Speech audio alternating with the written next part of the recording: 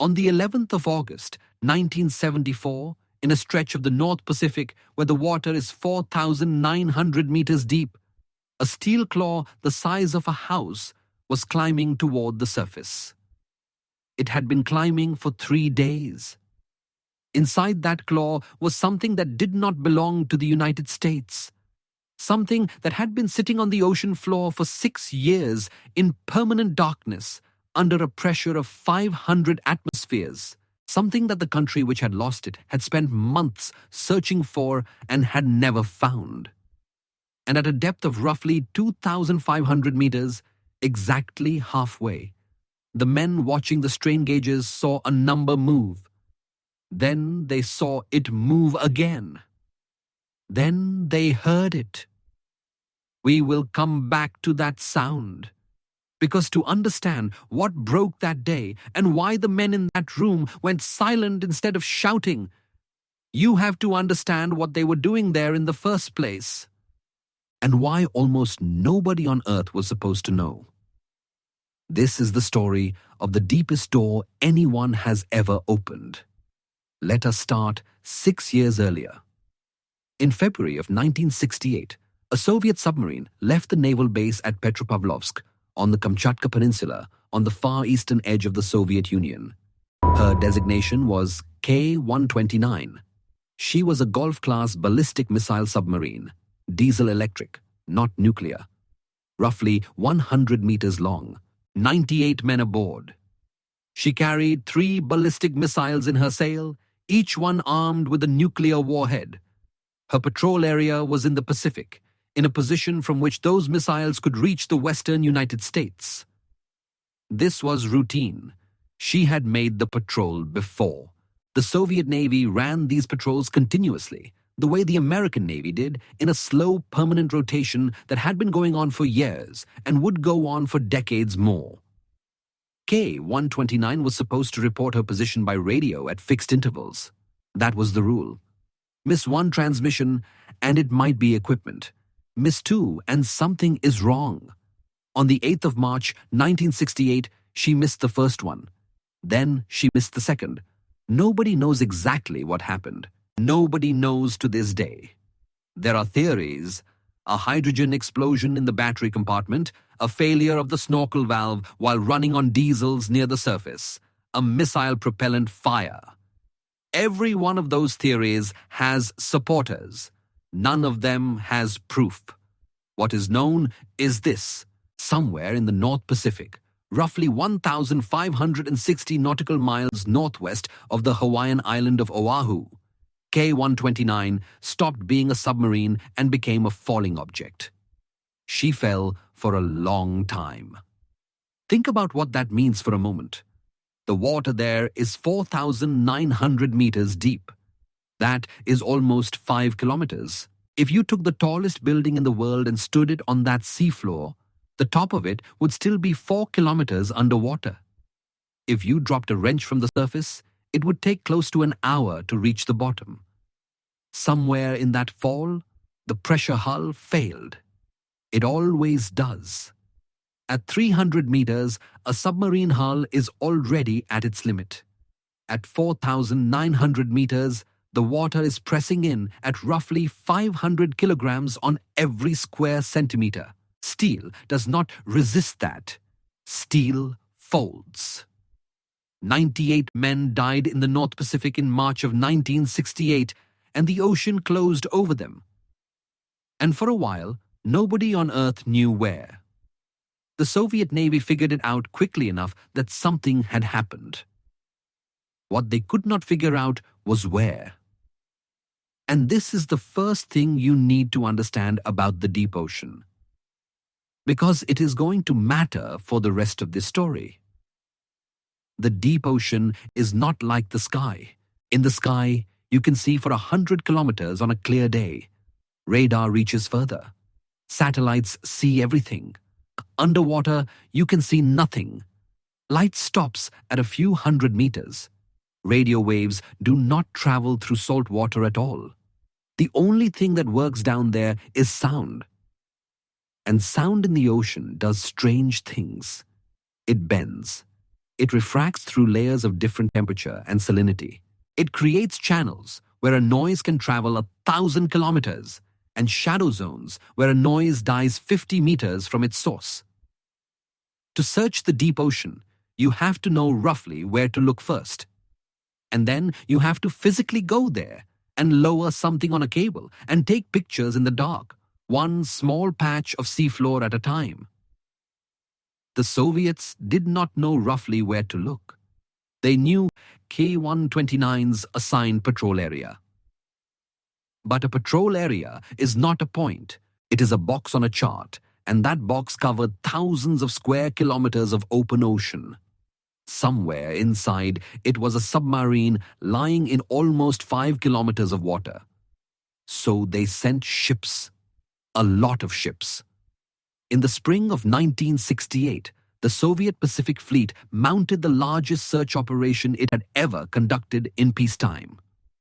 Surface vessels, aircraft, submarines. They swept back and forth across the northern Pacific for weeks. It was not subtle. It could not be subtle. You cannot hide a fleet operating in open water. They found nothing. Eventually, they stopped. The families of the 98 men were told that their sons and husbands had died in the performance of their duty. They were not told where. In many cases, they were not told when. The Soviet Union classified the loss and moved on, and K-129 became a hole in the record, a submarine that had simply stopped existing. The Soviets believed the wreck was gone, unreachable, beyond anyone. They were right about the first part and wrong about the second, and the reason they were wrong is that somebody else had been listening. Here is what the Soviet Navy did not know. Since the 1950s, the United States had been building something on the floor of the world's oceans. It was called SOSUS, the Sound Surveillance System. It was a network of hydrophones, underwater microphones, laid in arrays across the seabed and wired back to shore stations by cable. Its purpose was to listen for Soviet submarines. And because of the way sound travels in the deep ocean, those channels that carry a noise for 1,000 kilometers, it worked far better than anyone outside the program understood at the time.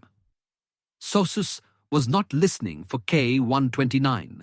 Nobody was listening for K-129 because nobody in the United States knew she was missing. But when the Soviet Pacific Fleet suddenly began sweeping the northern Pacific with dozens of ships, American intelligence noticed. And somebody asked an obvious question. If the Soviets are searching for something and they have been searching for weeks, then something happened. And if something happened underwater, it made a noise. So they went back through the tapes. The recordings existed. Acoustic monitoring stations had been running continuously, storing data that nobody had any particular reason to examine. Analysts pulled the records from early March and started looking for an event. A sharp acoustic signature, the sound of a hull collapsing in a part of the ocean where nothing should have been collapsing. They found it. More than one station had recorded it. And that is the key, because a single hydrophone tells you only that a sound happened. Several hydrophones, separated by hundreds of kilometers, tell you when the sound reached each one. And the differences between those arrival times let you triangulate backward to a point. The analysis narrowed the position down to a circle a few kilometers across. Think about the asymmetry here for a second. The Soviet Navy had thrown an entire fleet at the problem for weeks and come back empty. American analysts, sitting in a room, reading paper tape from microphones nobody had thought about, put a circle on a chart. They still had to confirm it. A circle on a chart is a hypothesis. So in the summer of 1968, the United States sent a submarine. Her name was Halibut. She had been built as a missile submarine and then converted into something else, a specialized deep ocean search vessel packed with equipment that officially did not exist. She carried a towed body full of cameras and strobes, lowered on kilometers of cable, dragged slowly across the seafloor in the dark, taking photograph after photograph. The work was brutally slow. The camera sled had to be flown a few meters above a seafloor nobody had mapped, at the end of a cable so long that a command from the ship took time to reach the far end. Every pass covered a strip of bottom a few tens of meters wide. Between passes, the film had to be developed on board and examined, frame by frame. Halibut took tens of thousands of photographs. And then, in one of them, there was a shape that was not a rock. Over the following weeks, the crew photographed the wreck in detail. K-129 was lying on the bottom, broken, but not obliterated. A large section of the forward hull was intact enough to be recognizable. The missile tubes were there. The sail was there. The bodies of at least some of the crew were visible in the photographs. And now the United States government had a problem that was also an opportunity, and it is worth understanding exactly what it was, because everything that follows comes from this one calculation. Inside that wreck were 3 nuclear warheads. Inside that wreck were the submarine's cryptographic machines and potentially its code books, the physical documents that would let American intelligence read Soviet naval communications. Inside that wreck was the complete engineering of a Soviet ballistic missile system, available for examination, sitting on the seafloor. And the Soviets did not know where it was. They had searched. They had failed. They had gone home. As far as Moscow was concerned, K-129 was on the bottom of the Pacific forever, and the secrets inside her were as safe as if they had been welded into a vault. Which, functionally, they had been. 4,900 meters of seawater is a better vault than anything human beings have ever built. It is not guarded because it does not need to be.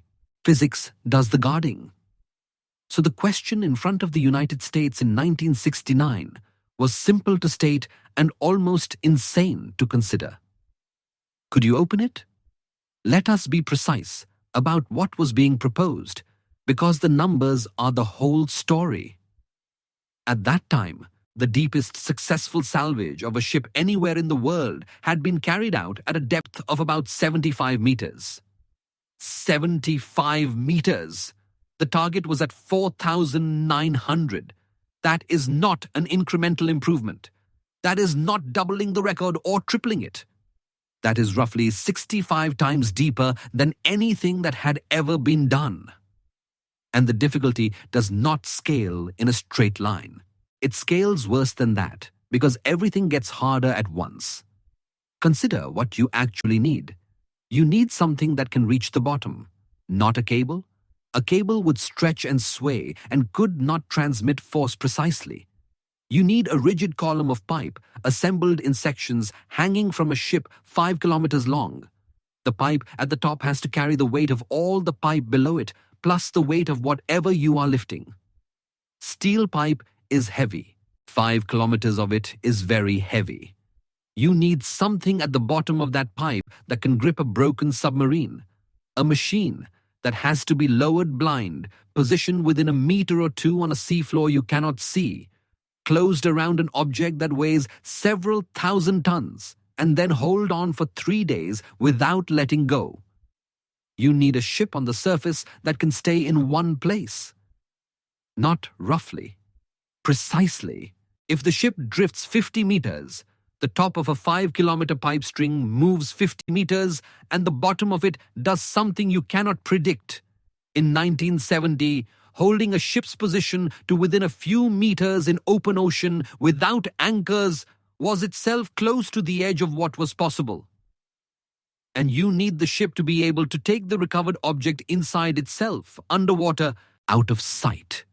Because the whole point is that nobody can see what you took. And then there is the last constraint, the one that makes all the others harder. You have to do all of this in the open ocean, in international waters, in full view of anyone who sails past. And the Soviet Union, whose submarine it is, must not figure out what you are doing. The Central Intelligence Agency decided to try. The program was given the code name Azorian. Later in the press, it would be wrongly called Jennifer, which was actually the name of the security compartment that controlled access to the information, not the operation itself. But Azorian is the real name. The cost is usually cited at around $800 million in 1970s money. Adjusted for inflation, that is somewhere in the region of $4 billion today for a single operation to recover part of one submarine. The centerpiece was a ship. She was built at the Sun Shipbuilding and Dry Dock Company in Chester, Pennsylvania. An ordinary American shipyard, doing what appeared to be ordinary work. She was 189 meters long. She had a derrick amidships that stood higher than a 20-story building. And in the middle of her hull, running from the derrick straight down through the keel, she had an enormous rectangular opening that could be sealed shut with sliding gates. That opening was called the moon pool. It was the reason the ship existed. It was a room inside the ship open to the sea from below, big enough to hold a section of submarine that could be closed and pumped dry once the cargo was inside. Nothing about the moon pool made sense for any commercial vessel, so the ship needed a story. And this is where the operation becomes something more than an engineering project, because the cover story the CIA built is, in its own way, more remarkable than the machine. They went to Howard Hughes. By 1970, Howard Hughes was already a kind of American myth. Aviator, film producer, industrialist, and by that point, an almost total recluse whose behavior had become genuinely unpredictable and who had not been photographed in public for years. He was enormously wealthy. He had a long history of government contracting, and he was known, this is the crucial part, as a man who did large, expensive, eccentric things for reasons he did not explain to anybody. That last quality was the asset. If Howard Hughes announced that he was spending a fortune on a strange ship for a strange purpose, the correct public reaction was not suspicion. It was a shrug. Of course he was. That is what Howard Hughes did. The ship was named the Hughes Glomar Explorer. Glomar from Global Marine, the deep-sea drilling company that would operate her. And the stated purpose was deep ocean mining, specifically manganese nodules. These are real. They are small lumps of metal ore, manganese, nickel, cobalt, copper, that form very slowly on the deep seafloor across large areas of the Pacific. In the early 1970s, there was genuine commercial interest in whether they could be harvested at scale, and genuine scientific debate about it, and a small industry of consultants and conferences and feasibility studies. It was a perfect cover for 3 reasons. First, it explained the ship. A vessel designed to pick objects up off the deep sea floor is exactly what you would build if you wanted to harvest nodules from the deep sea floor. Second, it explained the secrecy. A company pioneering a new extraction industry has every commercial reason to keep its technology hidden from competitors. Nobody expects an industrial firm to publish its methods. Third, and this is the part that shows real sophistication, it was so plausible that it moved the entire market. Other companies started taking deep-sea mining seriously because Hughes was in it. International lawyers began arguing about who owned the minerals on the ocean floor. An entire small industry oriented itself around a business that did not exist, run by a company that had no intention of ever mining anything. The capture vehicle needed a cover too. The claw itself, a structure roughly the size of a small building with hydraulic arms designed to close around a submarine hull, could not simply be attached to the ship in a harbor where anyone could photograph it. It also could not be carried through open water in the open. So they built a barge, Hughes Mining Barge 1. It was built at Redwood City, California.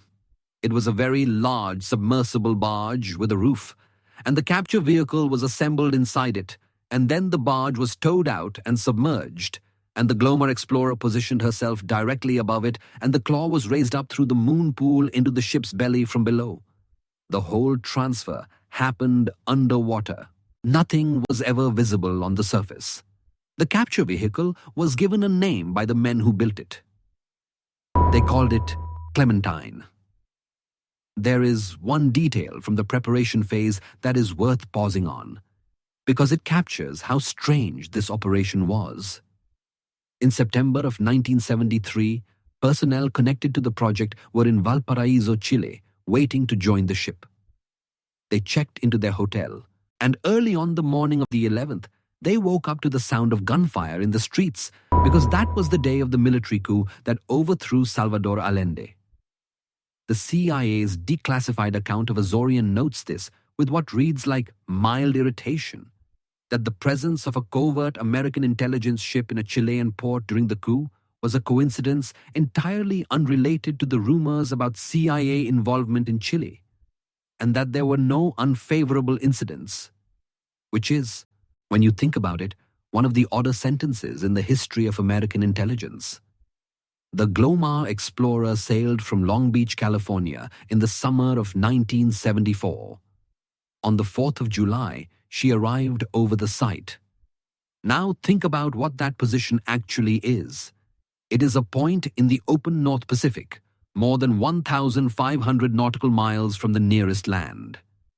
There is nothing there. No island, no shipping lane, no reason for anybody to be in that water. The horizon is empty in every direction. The Glomar Explorer stopped and she began to hold station, using her thrusters, her positioning system, and a set of transponders dropped onto the seafloor as reference points, correcting continuously against wind and current and swell to stay above a single spot in an ocean 5 kilometers deep. And then the crew started building the pipe. The pipe string was assembled in sections roughly 18 meters long, screwed together one at a time in the derrick and lowered through the moon pool. Each section added weight to everything above it. Each section had to be perfect, because a failure anywhere in the column meant losing everything below the failure. It took days. The pipe went down through the sunlit water, then through the twilight, then past the last depth where light means anything at all, then down through kilometers of black water at 4 degrees Celsius. It kept going. It passed depths where no human being had ever been. And at the end of it, at 4,900 meters, Clementine settled onto the seafloor of the North Pacific and closed its arms around the forward section of K-129. Meanwhile, on the surface, they had company. A Soviet missile range instrumentation ship arrived and took up position nearby. Later, a Soviet ocean-going tug arrived as well. They stayed. They circled. At times, they came close enough that the crew of the Glomar Explorer could see men on deck watching them through binoculars. At one point, a Soviet helicopter overflew the ship. Understand the position the Americans were in? Their vessel was unarmed. They were in international waters, a very long way from any assistance, engaged in an operation that the ships watching them would have stopped by force if they had understood it. If the Soviets had boarded, there was no plan that worked. There were procedures for destroying documents. That was the extent of it, so the crew kept up the performance. They were a mining ship. They were doing mining things. Deck activity was arranged to look like what a mining crew would do. And the Soviet ships watched a very expensive American vessel apparently harvest rocks from the bottom of the ocean for weeks, and eventually concluded it was not interesting, and one of them left. On the 1st of August, the lift began. The pipe string started coming up, section by section, in reverse. Unscrew, remove, lift the rest, repeat. Slow, mechanical, relentless. Below, a piece of Soviet submarine weighing thousands of tons was rising through the dark for the first time in 6 years. It took days. And halfway up, at roughly 2,500 meters, the strain gauges moved. Here is what happened, and it is worth being exact. The forward section of K-129 had been sitting on the seafloor since 1968. It had been damaged when it sank. It had spent 6 years under enormous pressure in cold salt water, with the metal steadily weakening. The engineers had modeled the structure as best they could from photographs, but nobody had ever touched it. Nobody knew what its real condition was. Several of Clementine's grabber arms failed, and the section broke. The CIA's own account puts it plainly. When the submarine section was about halfway up, it broke apart, and a portion of it plunged back to the ocean bottom. Think about that moment on the ship. Years of work, hundreds of millions of dollars, an engineering achievement with no precedent in human history, executed almost flawlessly through every stage. And then the object itself, the thing they had come for, simply came apart in the water because 6 years of the Pacific had eaten it. And they couldn't stop it. There was nothing to do. Whatever fell was falling back through 2.5 kilometers of black water toward a floor they would have to reach all over again. The remaining portion was still in the claw. They kept lifting. And on the surface, in the moon pool of the Glomar Explorer, in a room inside the ship with the gates closed and the water pumped out, the crew got their first look at what they had actually retrieved. Now, what was in it? This is the question the entire operation existed to answer, and it is the question that, more than 50 years later, still does not have a full public answer. Here is what is publicly known. Among the contents of the recovered section were the bodies of 6 Soviet submariners. Beyond that, the record thins out fast. It is generally reported that some material was recovered, that the salvage included at least some weapons components and some documents. What is not known, and what remains classified to this day, is exactly which parts of the submarine came up, exactly what intelligence was extracted from them, and whether any of it justified the cost. When the CIA finally declassified its internal history of Azorian in 2010, after a Freedom of Information Act request, the 50-page article described the conception, the planning, the engineering, and the voyage in real detail. And then, at precisely the point where it would have said what they got, the text was redacted or simply absent. The National Security Archive noted at the time that the declassified portions did not answer how much of the submarine was recovered, or what intelligence came out of it. 50 years later, the door has been opened, and we still cannot see through it. What we do know is what the Americans did next. They had recovered the bodies of 6 men from an enemy navy, 6 sailors from a country the United States was, in every meaningful sense, preparing to fight. They gave them a formal military burial at sea. The ceremony was conducted with full honors. It was filmed. The Soviet naval ensign was present. The service was read in both English and Russian. And in 1992, after the Soviet Union no longer existed, the director of Central Intelligence, Robert Gates, carried that film to Moscow and handed it to Boris Yeltsin, along with the recovered bell of the submarine.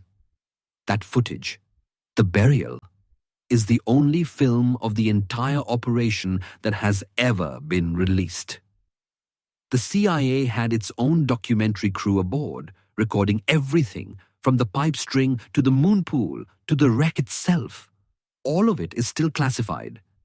The only thing they let the world see was the funeral. There was supposed to be a second mission. Planning for it began almost immediately. The section that had fallen was still down there in a known position, and the Glomar Explorer already existed. Everything they had learned the hard way could be applied again. It never happened, and the reason had nothing to do with engineering. In June of 1974, before the ship had even reached the site, burglars broke into the Los Angeles headquarters of the Suma Corporation, Howard Hughes' holding company. They took documents. Among them, apparently, was a memorandum referring to the ship and its real purpose. From there, it leaked slowly, the way these things do. The first fragmentary details appeared in the Los Angeles Times in February of 1975. On the 18th of March, the columnist Jack Anderson discussed it on the radio. The next day, the 19th of March, Seymour Hersh published the story in the New York Times. The declassified White House records from that period show President Ford and his cabinet reacting to the leaks in real time, trying to work out what could still be salvaged. Nothing could. The cover was gone. The Soviets now knew exactly what the ship was and exactly what it had been doing over their submarine. And a second attempt in the same water was politically and practically impossible. And then the story produced one more thing. A small, strange legacy that outlived the operation entirely. A journalist named Harriet Ann Philippi filed a Freedom of Information Act request with the CIA, asking for records about the agency's efforts to stop publication of the story. The CIA refused to confirm or deny that such records existed. That response, refusing to say whether the documents are there on the grounds that the answer itself is classified, was upheld in court. It became a permanent tool of American government secrecy, used thousands of times since, in cases having nothing to do with submarines or oceans or the Cold War. It is called the Glomar Response. It is named after this ship. If you have ever read the phrase, "We can neither confirm nor deny," you have read the ghost of a vessel that went to the North Pacific in 1974 to steal a submarine and came back with most of it missing. The Glomar Explorer herself outlived the Cold War. She sat for years in a reserve fleet. Then, in the late 1990s, she was converted into what her cover story had always said she was: a deep water drilling vessel, working commercially in the oil industry under the name GSF Explorer. She drilled in the Gulf of Mexico and off West Africa. Crews worked on her for years, using a moon pool that had been designed to hide a Soviet submarine, most of them knowing the story, because by then everyone knew the story. In 2015, she was sold for scrap and broken up in China. And somewhere in the North Pacific, at 4,900 meters, most of K-129 is still there. The section that broke free fell back to the bottom. It has been sitting there for another 50 years now, in the same dark, under the same pressure, in the same water at 4 degrees Celsius that took the first section apart. Whatever was inside it is still inside it. Nobody has gone back. And here is the thing that stays with me about this story.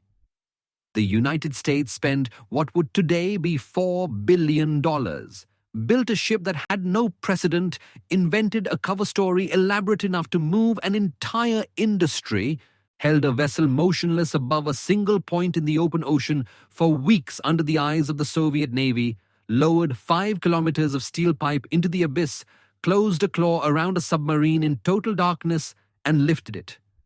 Every single piece of that worked. The machine did not fail. The plan did not fail. The men did not fail. What failed was the object itself.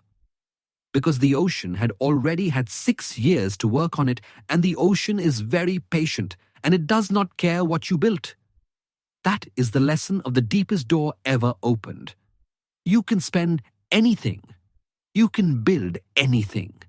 You can reach down almost 5 kilometers into the dark and put your hand on the thing you came for, and the sea still decides how much of it you get to keep. Thanks for watching.